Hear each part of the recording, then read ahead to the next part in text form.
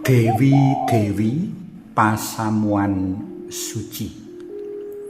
Panglimbang 5 menit dina Rebo Pahing tanggal 29 Juli taun 2026. Kapethik saka Injil Lukas bab 10 ayat 38 tekan ayat 42. Jroning jagat pewayangan, kapribaden wanita kabedakake dadi telu kanthi paraga-paraga panutan. Sepisan wanita kang anggun, alus merbawani, anteng lan bangun turut. Putri kang dadi panutan yaiku Dewi Sembodra. Kapindho, wanita kang branyak grapyak limpat lan tas-tes tandang gawene kepara ora isin-isin nindakake olah kanuragan saengga bisa merantasi rikala ana bebaya tumempuh umpamane wani gelut. Putri kang dadi panutan yaiku Dewi Srikandhi. Katelu, wanita kang kapribadene nggathukake antara kapribaden Dewi Sembodra lan Dewi Srikandhi. Putri kang dadi panutan yaiku Dewi Larasati. Panglimbang ngenani wanita paraga loro kang kapengeti dina iki, Santa Maria lan Santa Marta, nggawa pangangen-angenku marang telung karakter wanita jroning donya pewayangan ing cecala kang satemene uga ana jroning pasaman suci mligine sarta jroning masyarakat umum sumrambahe. Ayo padha kita onceki kapribaden wanita sakloron. Santa Marta kagambarake minangka wong kang grapyak, sumeh lan padhang ing praupan, tanggap kesit cak-cek lan ora bisa meneng ing tandang. Santa Marta kupaya gawe mareme sapa wae kanthi leladi kang sampurna. Anane wanita kaya mengkene iki jroning brayat temtu banget nyengkuyung ginayu tujuan urip bebrayatan sarta jroning masyarakat temtu mbingkas karya kang kasampirake ing pundhake. Jroning pasaman suci nate ana wanita kang dadi pejuang asmane Jeanne d'Arc.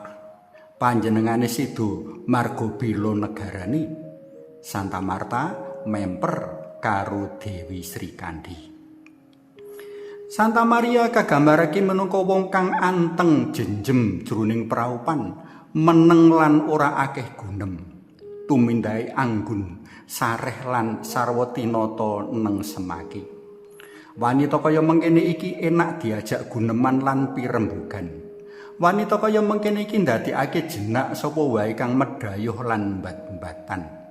Santa Maria kupaya nyugata para tamu lan sapa wae kanthi kapribadene kang ayem, sumeleh lan wicaksana. Santa Maria memper karo Dewi Sembodra. Njur ndider paraga kang kaemperake karo Dewi Larasati.